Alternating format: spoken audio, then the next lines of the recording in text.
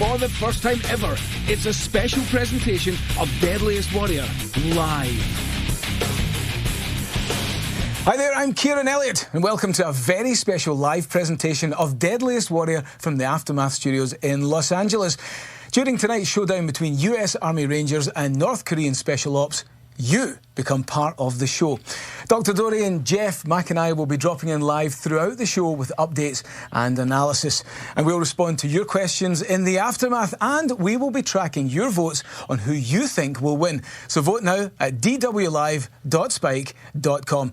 Mac, do you have any hints on what our audiences can expect? Well, you got two very deadly warriors in this, and you've got great experts as well. So this is as real as Deadliest Warrior actually gets. And this is a battle that could actually happen at any given time. No doubt, and it's going to happen on the north, in the Korean Peninsula. So yeah. it's a real battle that could happen.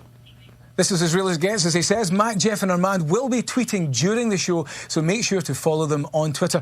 Armand, what is your take on this matchup as a doctor? You know, for me, this was the most intense show that we've done to date, and I can't wait to see how it plays out. Do you think it's going to be a close one? There's no question it's going to be close, and kind of got goosebumps watching the show develop as we shot it, so let's see how it actually comes together. Absolutely. The trailers look fantastic, and the show looks awesome as well. And if you want to get in contact, tweet your questions and look out for our trivia posts for the chance to win awesome giveaways, including signed copies of Mac's book, Unleash the Warrior Within. And if that's not enough, we have a very special guest joining us tonight. He is the expert on one of the season's upcoming warriors, so you don't want to miss this. Jeff's got a little bit of a hint for you. Jeff, let's see it. Exactly. Our special guest is one of the team members that led the hunt and capture of the man that wore this uniform. If you recognize that uniform, you'll know who you're looking for. Let's get to it. It's North Korean Special Ops versus US Army Ranger.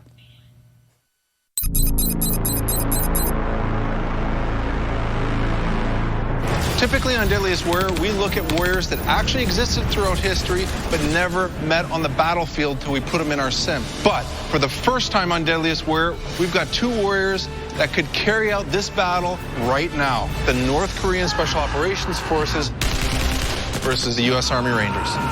This is an incredible matchup. The North Korean Special Operations Forces keeps challenging South Korea and the United States. It could lead to a war with the North Koreans. It could actually lead to World War III. The North Korean Special Operations Forces, these are the very best of the very best that they have in North Korea, because they are extremists, they are fanatical in their behavior, they are very dangerous. On the other hand, the Rangers, they're the world's most elite light infantry unit. Every major engagement the U.S. has ever found itself in, the Rangers have led the way. But if North Korea actually invades South Korea, the Rangers are going to have to step up to the plate and take on the North Korean Special Operations Force. I'm also excited about this matchup. Both of these guys are pushing their body to the limits. They're very closely matched up here. It's going to be real interesting to see. That's why I think this is the most relevant matchup, perhaps in Deadliest Warrior history, because this could actually happen. North Korean Special Operations Forces, the SOF, extremist super commandos, poised to launch a communist invasion of South Korea, versus the U.S. Army Rangers, America's premier light infantry division, who would lead America's massive counterattack.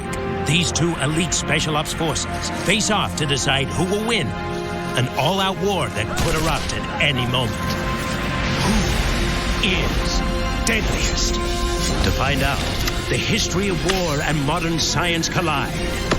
As former Navy SEAL Richard Mac Makowitz dives deep into the tactics of the warriors behind the weapons. Biomedical engineer Jeff DeMolin applies 21st century technology to unlock new data on arsenals of the past. And ER physician Armand Dorian dissects the trauma and reveals the physical and psychological traits that shaped these legends of war. This groundbreaking data will be paired with historical research and entered into an all-new digital combat engine. Two legendary combatants will be resurrected. History will be rewritten. But only one will be crowned Deadliest Warrior. Welcome to the Fight Club.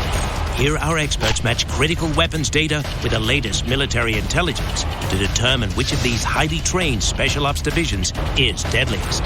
The fierce and fanatical North Korean Special Operations Forces, the SOF, who spearhead the military of the world's most dangerous rogue nation, or the U.S. Army Rangers, the elite Lightning Strike Force, always first to the battlefield when America goes to war. When there's so many factors, I like to start at the bare minimum, my tail of the tape. We've got the Army Ranger. He's 5'9", he's 24 years old, but he's about 175 pounds. Versus the North Korean Special Op Forces, he's 5'6", 3 inches shorter. He's a little older, 27. They're usually about 135 pounds. So about 40 pounds difference. That's going to be a factor if it comes down to hand-to-hand. Doc, you couldn't be more right. When you look at this matchup, the U.S. Army Rangers are the very best that they can get in the U.S. Army. When they go through Ranger School, they only have 1 meal a day. They have to operate all day long and all night long and have a ton of real-world experience. But with the North Korean Special Operations Force, they are taken out of orphanages sometimes at 2 years old and indoctrinated into the program. They're tough, they're hard, they're willing to put down their lives for a unified Korea. You're absolutely right, Mac. And because these guys operate in smaller units behind enemy lines, they keep mobile. And when you're mobile, you got to carry light handheld weapons. So we're going to test their go-to weapons: sniper rifles, assault rifles, and anti-personnel mines. This battle would take place on the Korean Peninsula, so that's what we'll plug into the sim. The digital combat engine was created by Robert Daly, a former Green Beret. Daly has designed over 30 military-based video games, including the Deadliest Warrior game. His latest high-tech creation will evaluate complex weapons data, plus up to 100 different X-factors, critical intangibles that are given values based on analysis of the warrior's battle plans, tactics, and psychological profiles. So the X factor of terrain has got to play huge in this matchup. For this conflict, we know it is going to occur on the Korean Peninsula. The North Koreans obviously are going to know that territory inside and out. But you have to remember that the U.S. Army Rangers have fought everywhere. I think it really comes down to operational experience. The Rangers have always been able to adapt and overcome any situation. But the North Korean Special Operations Force is going to have an advantage. Taking aim at the U.S. Rangers for North Korea, Charles Joe. This Korean-born SWAT team commander is an expert in the small unit tactics used by the SOF. The North Korean Special Forces, they've got the discipline, they've got the training, and you can't negate the fact that they are on their home peninsula. Providing first-hand experience of the Communist Commandos' tactics is SWAT team member G.J. Kim. A former South Korean Marine, Kim spent 3 years under the constant threat of invasion by his radical neighbors to the north. It was drilled into our heads that the North Korean Special Forces are very well trained and they're very disciplined. Their loyalty is to the extreme. Providing intelligence on these fearless soldiers, Tom Ricks, a former U.S. Army officer who gathered intel on the SOF while stationed in South Korea. They are the most fearless, brutal, and fanatical soldier out there. The whole purpose of the North Korean Special Forces is to really deliver that death blow, that decapitation to the South Korean government and military. In 1953, at the end of the Korean War, the Korean Peninsula was split into Communist North Korea and Democratic South Korea. The North Koreans, they've always wanted unification, but they want it under the iron fist of their ruler and their regime and their ways. To achieve this goal, North Korea's maniacal leader, Kim Il-sung, formed the Special Operations Forces in the late 1960s. Today, the SOF has grown to over 200,000 troops, fanatical and ready to fight. They have conducted numerous infiltrations into the South for the purpose of reconnaissance, intelligence gathering information to create a massive surprise attack on the South by sea, land, and air. The objective is to sneak in to take out the airfields, key nodes of transportation, communication, wreaking havoc on the South Korean and the American military. For the past 6 decades, the United States has stationed thousands of troops in South Korea to protect its important economic and strategic ally. Any attack by the North would be considered an act of war, and the U.S. military would respond with swift and decisive force. This could ignite a geopolitical firestorm that is going to engulf not only the whole east of Asia, but draw the entire world into it. The North Korean regime, they are not afraid to use nuclear weapons that they may be stockpiling and will not hesitate to kill anyone within their pathway. First to the fight, the legendary U.S. Army Rangers. This rapid response light infantry force can be deployed anywhere in the world in 18 hours. Fighting for the Rangers is current Ranger and combat expert Tim Kennedy. A sniper specialist, Kennedy served 2 tours of duty in the Middle East and was awarded the Bronze Star for Valor for his heroic actions in the Iraq War. We don't fight fair. We have a ferociousness, a tenacity, and this violent approach to battle. Killing's what Rangers do best. Also battling for the Rangers is former Army officer and military historian John Locke, author of 4 books on the U.S. Army's elite fighting force. The U.S. Army Rangers lineage and legacy starts before the formation of this great nation. You can go back to 1755 when outdoorsmen by the name of Robert Rogers formed a colonial militia. Fighting in colonial New York, the unit, called Rogers Rangers, defeated their Native American adversaries by adopting their unconventional tactics. Setting up long-range patrols, going deep into enemy territory, quick ambushes, quick slice and dice, and then withdrawal. Modern Army Rangers were formed in 1942 during the Second World War. The mission of this light infantry division, to lead the fight and be the first boots on the battlefield. Light infantry means that you bring a great deal of firepower to bear at one decisive point in a very quick time. Alerts called, you have 2 hours to report in, wheels up, flying off into combat anywhere in the world. The intent of the Rangers basically is to kick in the damn door. The Rangers have led every major U.S. conflict since World War II, including the current wars in Iraq and Afghanistan. No light infantry in the world trains harder, trains better than the U.S. Army Ranger. I am so happy that we are considering both historical and present data off these 2 warriors as far as X factors are concerned. But to make the sim complete, we've got to get you data off the weapons. Let's go run some tests. If this World War III scenario were to take place, both the U.S. Army Rangers and the North Korean SOF would begin by seizing and controlling high-value targets all across the Korean Peninsula. These seize and control tactics start with long-range firepower, sniper rifles. U.S. Ranger sharpshooters take aim with the SR-25, a high-capacity semi-automatic carbine.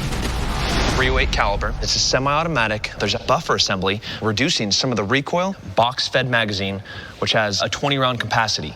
I was in Afghanistan, ambushed, overran, literally shot.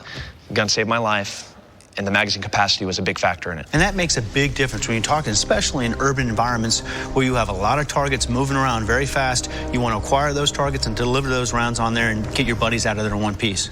Your job will be on the top of that hill in an overwatch position, supporting a platoon-sized unit assaulting this high-value target. The objective: overtake a simulated communications outpost defended by 6 enemy soldiers, 3 static guards, a hidden sentry, and a roving commander. The final challenge: locate and kill a camouflage counter-sniper.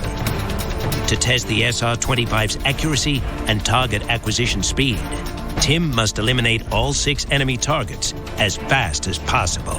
The big thing to be aware of is you got a chain link fence. So you can't just count on one round doing the damage. You're going to have to actually make sure those targets are down before you move on. Tim, are you ready? I'm ready. Light them up.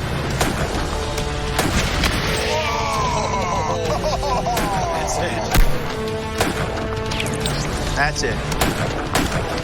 That's a hit. That's it. Come on. There you go. Done. Oh, man. Done. It's going after the sniper. Where is that sniper? It's right over there. That's 3. All targets are down. Excellent work. 1 minute, 48 seconds. Nice work. Tim scores instant kills on the first 5 targets. You've got an entire body that's literally cut in half and on the floor. That usually means that the round is tumbling before it hits. If you take a look at the chain link fence, there is a link that has been hit, making that round tumble, causing all this trauma. You know what really surprised me was the lack of actual velocity dropped, moving through steel length, hitting the target. Completely agreed, Mac. But in a situation like this where it's tumbling, you're going to get a much higher percentage of transfer of energy to this body, and that's what we're seeing here. We also now have the psychological impact here. Commander has been taken out on the move. with some great shooting. These poor guys back here don't know what to expect. You know, and that's psychological warfare, which is an X factor we can factor into the sim. Did Tim kill the counter sniper? Oh, you're gonna love this. It actually goes through the side of the scope here and then comes out the back and hits the face. Definitely instant kill. He's a counter sniper. You know, his purpose in life is to get me. So I have to assure that I kill this guy. So I have to put some extra rounds in there to know for sure. That's one of the biggest advantages of having a 20-round magazine. Absolutely. All right, Charles, what do you think? I think it's pretty good shooting. However, this PSL can do just as much damage, if not more. With this heavier load, packs a bigger punch. Next, will the North Korean sniper rifle outgun the Rangers? Oh! And later, the showdown between two of the world's most elite modern-day enemies moves into close quarters to see who would win the war of the future. Today. The Army Rangers take advantage of every single possibility that we can. We want the numbers in our favor. We want the weapons in our favor. We want everything in our favor so that when we go into a battle, we already know what the outcome is going to be, and that's Rangers win.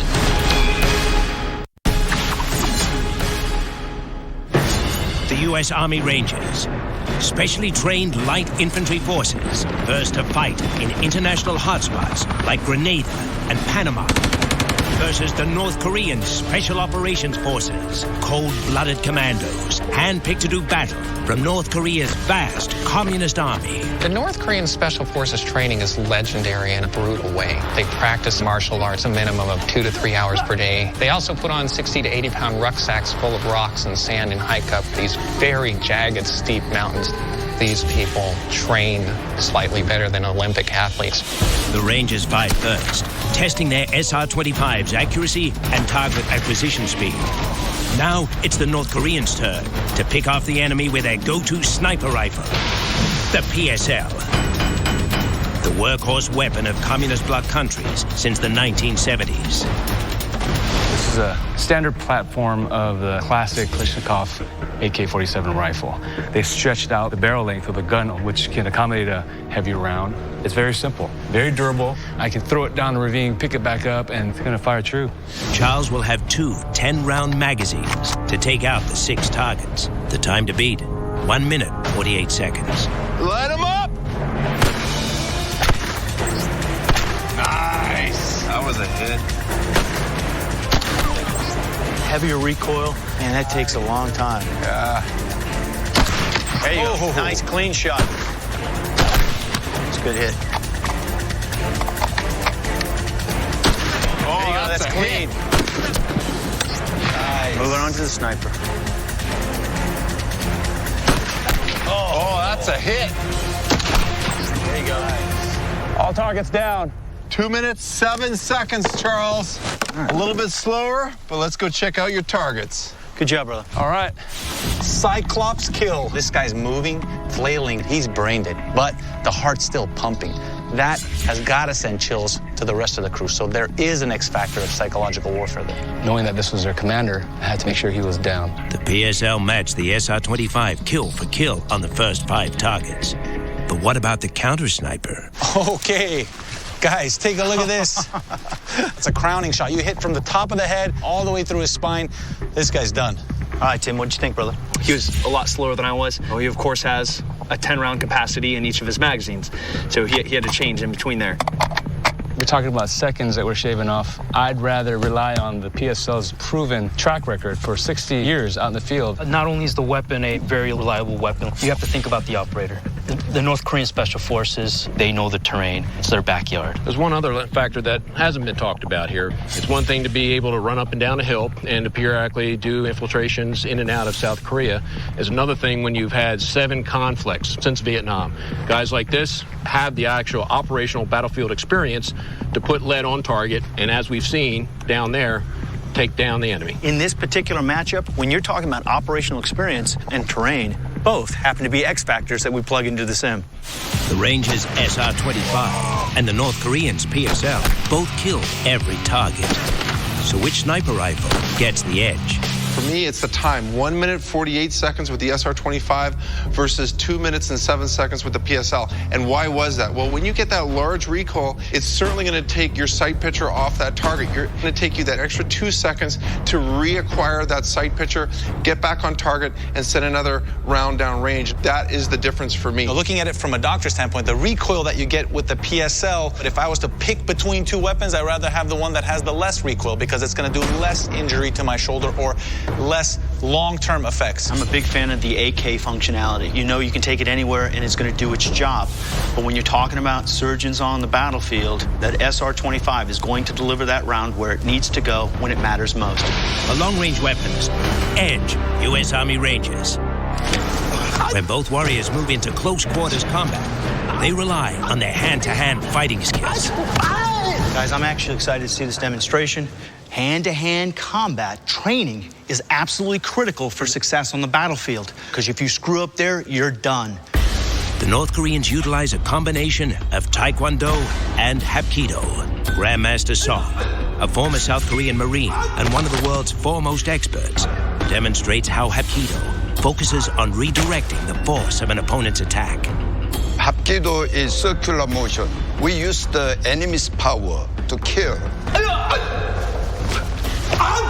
The shoulder is one of the most vulnerable joints in the body. Utilizing its weakness is what we're seeing demonstrated here beautifully. Hapkido also exploits more than 200 pressure points on the human body. Right there, you've got your carotid artery, you've got your internal, external jugular. All of those can be pinched off, and he's actually trying to grab and tear that.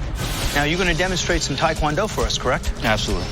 A former South Korean Marine, Jay is a 7th degree black belt in Taekwondo, the same deadly discipline utilized by the SOF.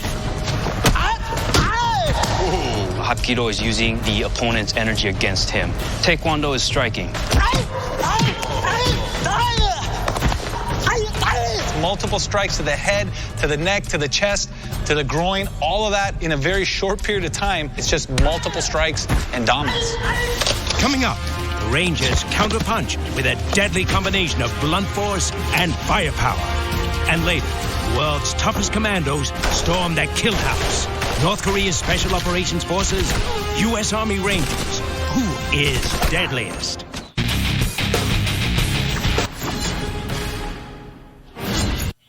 Hey there, guys. We are back live from Los Angeles. That was some serious hand-to-hand combat there, Mac. You obviously got to roll with Tim there. How was that? It was great. Tim's a great guy and a great operator. He is also an instructor for SOC-P for the Rangers. And you got to remember, in SOC-P, you got to keep it simple. When you're wearing first and second line gear, you can add additional 40 to 60 pounds worth of weight on top of you. All that athletic stuff goes out the door. You got to be simple, cause chaos, create space, get that weapon online, and do the damage. It's a weapon system with the weapon in place. Absolutely. Now let's have a look at our live poll results and see who the viewers are picking to win this matchup. And the Army Rangers have it 85% to the North Koreans on 15. Jeff, is that entirely unexpected? Absolutely not. This is an American show, but the North Koreans could make a comeback. All right, keep those votes coming in. And remember, we will be answering your questions live tonight. Plus, we have a jaw-dropping special guest coming up in the aftermath. Stick around.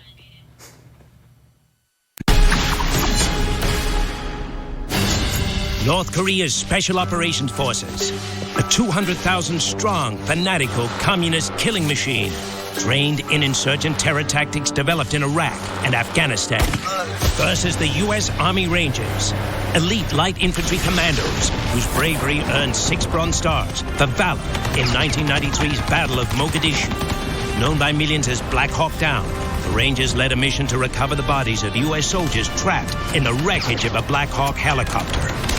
Rangers died as a function of staying there for their comrades who were already dead. That's part of the code. You're all in or you're all dead. Our team of experts has analyzed the North Koreans' hand-to-hand combat style, a combination of Hapkido and Taekwondo. But the U.S. Rangers strike with lethal techniques refined over 200 years of combat. We're using a program called SOC-P, Special Operations Combatives Program. We're doing stuff that does instant damage, that makes space for us to get back to our tools. A decorated ranger, Tim is also a seasoned mixed martial arts fighter. I'm coming at you from behind. What are you going to do? The tools are the things that win the fights. So if you give me space, I'm gonna shoot you. I actually get a hold of a weapon, what can you do? We have our headbutts, knee stomps, make space, back to our tools. Every single thing you're doing is simple. If I grab here, I just wasted my movement, boom. That's devastating. Now, boom, I'm on the ground, he's created space. Do damage, make space. The North Koreans' combination of Hapkido and Taekwondo harnesses lightning-fast strikes and their enemy's own energy to kill. But Sok P's quick, blunt force gets the U.S. Rangers rapidly back to their weapons. So which hand-to-hand combat style gets the edge? When we look at Hapkido and Taekwondo, you're getting circular motions and multiple quick strikes with a lethal blow at the very end. I have a ton of respect for the North Koreans' use of Taekwondo and Hapkido. But when you look at the Sok P for the U.S. Army Rangers, it's simple, it's direct, it's incredibly effective. Both of them got the job done. Both cause a lot of damage. For me, it's a wash. In hand-to-hand combat, edge, dead even. Using our warriors' seize and control tactics, sniper rifles were tested attacking a high-value target. Now the teams must secure the building using their assault rifles. North Korea's Special Operations Forces come armed with their standard issue Type 68 AKM, a direct descendant of the world's most lethal semi-automatic firearm. It's the upgraded version of the Russian AK-47. It shoots a 7.62 by 39 millimeter. The bullet is slower, but has more stopping power. Well, let's see what this weapon can do. Behind me here is the kill house. This is the building you have to take. Inside the kill house is a squad of enemy soldiers. The kill house will test each assault rifle's damage potential, accuracy, and overall effectiveness. The experts will both have a 30-round magazine to kill all 6 targets. And gentlemen, you will be on the clock. Jay, you're up first with the AKM. On 3, 2, 1, secure the building!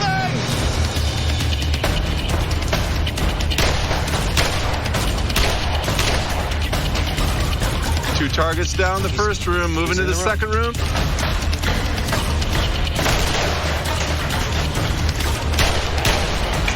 Nice, got the moving target perfectly. Here comes the third room.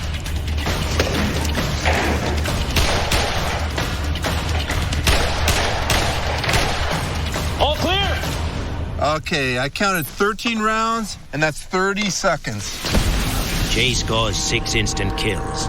You saw this guy start to move, but you stayed disciplined, cleared the near corner first, and then you waited until you saw this weapon before you took this guy down. That plays into our X factor of discipline. I think it's also very smart tactically. If a guy's back to you, it gives you enough time to engage the guy who is facing you, and by the time he's turned, you are already delivering rounds effectively on him. It surprised me the amount of energy in that round. Absolutely. This AKM has the stopping power. I know that when I get 2 in the chest, that guy's going to go down. I think 13 rounds for 6 targets is ridiculous. That's too few. You need to make sure each of those targets are absolutely totally dead. The way that North Koreans train with this weapon, they know that 2 rounds per enemy is enough. And I still have 17 rounds. Jay, appreciate your handiwork, but when you care to send only the best, you call for the U.S. Army Rangers. Well, let's see what your boy Tim can do. The U.S. Army Rangers attack with the M4, a state-of-the-art carbine derived from the Vietnam War era M16.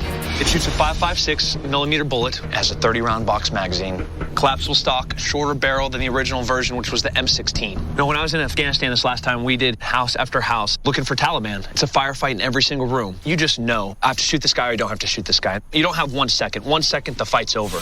Tim will try to beat Jay's 6 instant kills in less than 30 seconds. On 3, 2, 1, secure the building!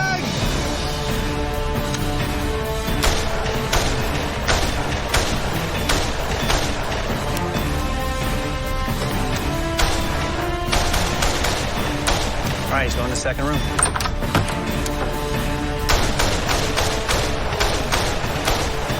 Nice shot. Dude, he's nailing it.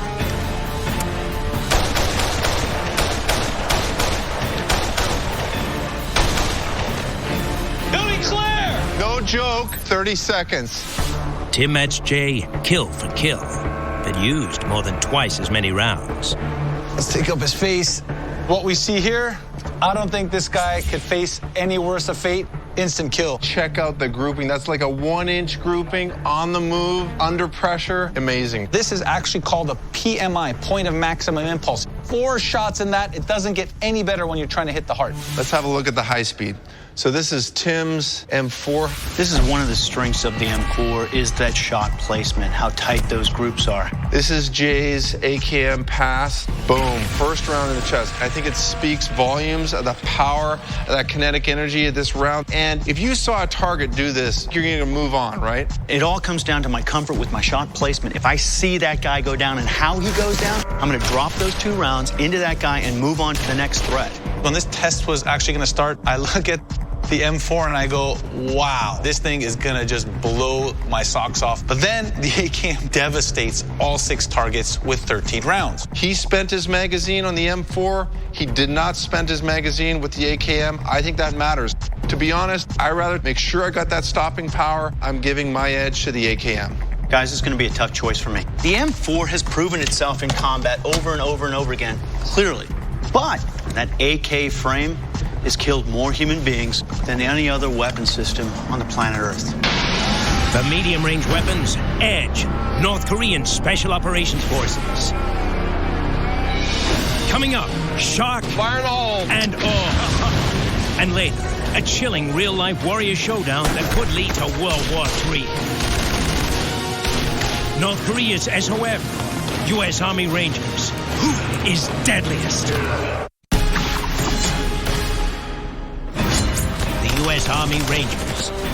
Battle-tested soldiers on constant alert, specializing in quick strikes behind enemy lines.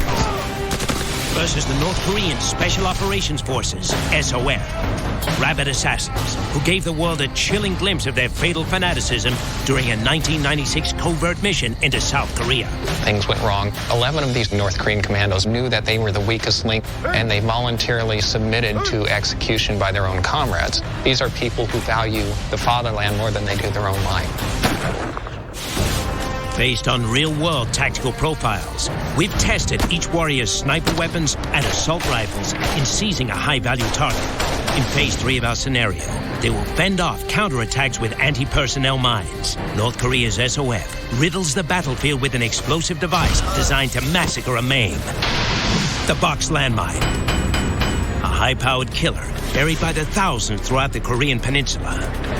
It's a wooden box inside with TNT. Approximately 7 ounces. It's spring-loaded. So what they'll do is they'll bury it. Anything in the area with basically 2 pounds of pressure, it's going to set the thing off. North Koreans use this to defend off small-scale attacks. They also have this planted along the DMZ. They do not care if these kill innocent civilians. Anyone walking in that area could step on that thing, it goes off. Definitely. We've got 3 targets representing an enemy patrol. The point man there has a ballistics gel leg that mimics both the density and viscosity of real human tissue. So when that landmine goes off, we'll see what kind of damage it can do. The box mine will be triggered beneath the point man's foot.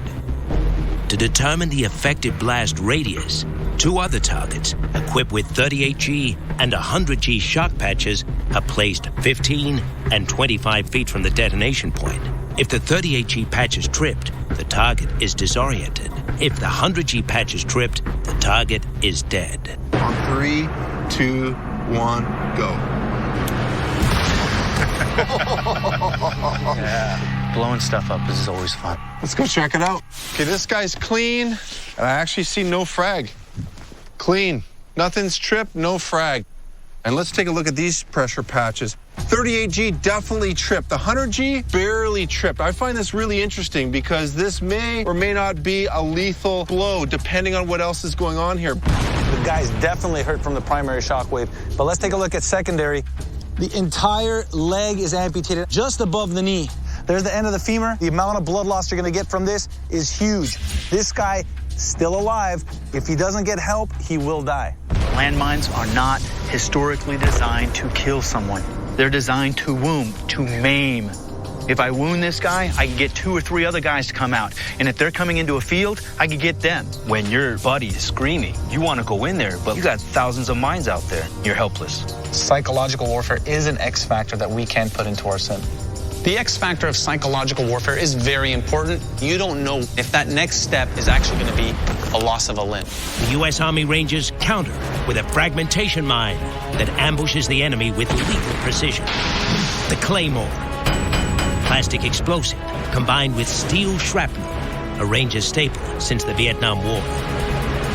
M18A1 Claymore mine, 1.5 pounds of C4 with 700 steel balls to the front of it. We can change the angles that we're going to set them at, where it's going to be going along parallel to the ground or down into the heads. What you can do with your imagination is what you can do with a Claymore. For this test, a ballistics gel torso is placed 15 feet from the Claymore mine, the optimal distance for detonation. To determine the blast radius of the Claymore's higher explosive content, 2 blood-filled foam torsos with 38 and 100G shock patches are positioned 30 and 40 feet away. On your go, let her rip. Safety off. Fire in the hole. All right. Take a look here. Both are tripped, Jeff. Let's take a look at the frag. Multiple pellets in the chest. Instant kill city. The 2 remaining targets are also instant kills. Not only did he have his shock patches tripped, the pellets are enough to kill. Take a look. One right through the shock patch, another one right here above the sternal notch, one grazing the shoulder, one on top of the head. In combination, it's a kill. The U.S. Rangers' Claymore mine took out more targets with a larger dose of explosive and shrapnel. But the North Korean box mine can be buried by the dozens. So which special weapon gives its warrior an edge? I mean, that Claymore, bigger punch, more pellets. Looking at the results of the test, those torsos, all 3 of them were lethal versus 3 targets for the box mine, only 1 of them being lethal. I think the more powerful aspect of the box mine is that huge psychological aspect of where is it, when is it going to go off, can I walk into this field? When you're talking about the box mine, it's designed to maim, maybe possible death. But it is a traditional mine, where the Claymore, you can deploy it all kinds of ways. It is incredibly lethal. Claymore mine has it all the way. The Special Weapons Edge U.S. Army Rangers. Coming up, the final battle. North Korea's SOF, communist operatives, versus the U.S. Army Rangers, defenders of freedom. The battle that could lead to World War III plays out next in the closest duel to the death in Deadliest Warrior history.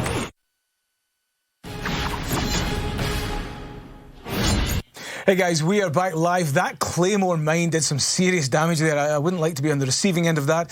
And we're about to find out who wins this modern day matchup. But before we do, our live poll results are in. And the Army Rangers have it 78% to the North Koreans on 22. Bit of a North Korean renaissance there. Jeff, do you have any final predictions before we run the simulation? Well, we've seen the weapons tests, and there's no question that Claymore mine is going to give the Army Rangers a huge advantage. But we can't forget, this year we are considering X factors, and the North Koreans are fighting on their home turf, and that's got to give them a big advantage in the sim. It is a massive advantage. You've got to take every advantage you can in this game. This is the live aftermath, and keep posting those comments on Twitter and Facebook, and we will answer your questions live at 11 p.m. We are 100% live, and also we have a very special guest coming up right here, so stay tuned. Don't go anywhere. This is Deadliest Warrior. It's all about being comfortable being uncomfortable. That is discipline that comes from just intense training. We rated in the favor of the North Korean Special Operations Force, where they have an 88 versus the Rangers 83.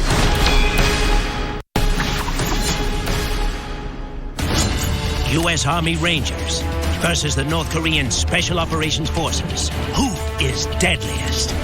Our team of experts has tested, recorded, and analyzed the weapons these 2 frontline fighting forces brought to the showdown. In long-range weapons, North Korea's PSL rifle was outgunned by the U.S. Army's SR-25 carbine. In medium-range weapons, the Rangers' M4 assault rifle was finished off by the SOF's AKM. For special weapons, the North Korean box landmine was blown away by the U.S. Army's Claymore. In hand-to-hand combat, SOC P fought to a dead-even draw with Hapkido and Taekwondo. While the experts have formed their opinions, all the concrete test data is turned over to Robert Daly and entered into the digital combat engine, which ultimately determines the winner. His team of engineers and historians has completed its research and assigned values to more than 100 X factors. We evaluate these X factors like endurance, training, and discipline. Our historians quantify it into a numeric value of 1 to 100. 100 being the perfect warrior. A really important X factor for me is the psychological warfare. The North Koreans put landmines and they don't care who it kills. They don't care if it's a civilian or an actual target that they were looking to kill.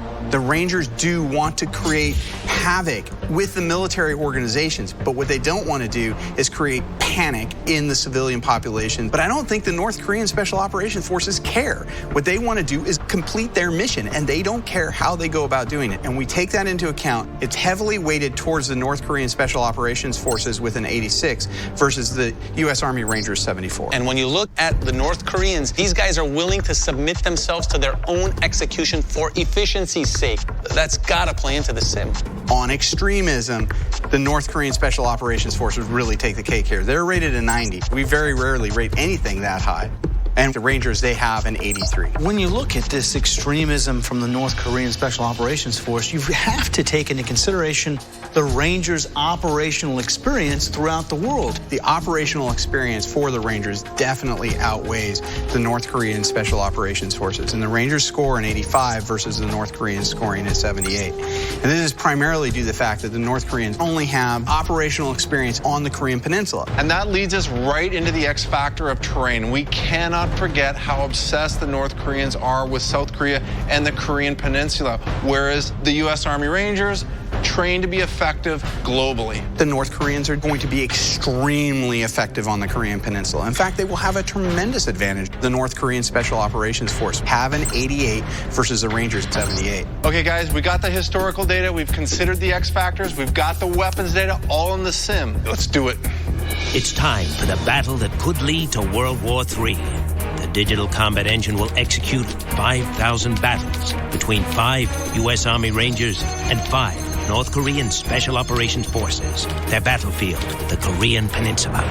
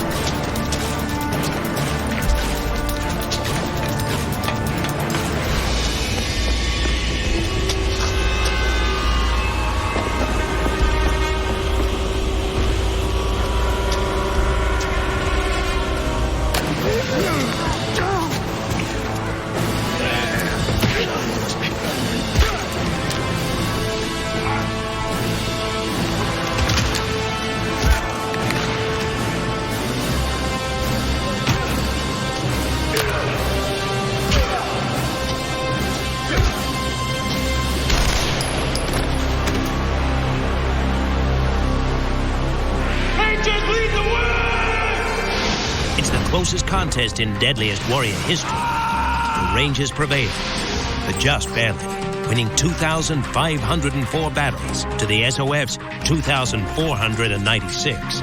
While the Rangers still did win, very slightly, the North Koreans were really very effective on the Korean Peninsula. They gave the Rangers all they could handle. North Korea's Special Operations Forces had an advantage in the majority of X-Factor categories, such as terrain, extremism, and psychological warfare. But the critical X-Factors of operational experience and hand-to-hand combat went to the U.S. Army Rangers. That, plus the advanced technology of the devastating Claymore mine, which dominated with 72% effectiveness, tipped the victory in favor of the Rangers. This matchup was incredibly close. The North Korean Special Operations Force understands the terrain very well, but I don't know if there's any other unit in the world that has experienced more real-world combat than the U.S. Army Rangers. War could break out at any moment, matching two of the world's fiercest fighting forces against each other, with World War III hanging on the outcome. This is as real as Deadliest Warrior gets.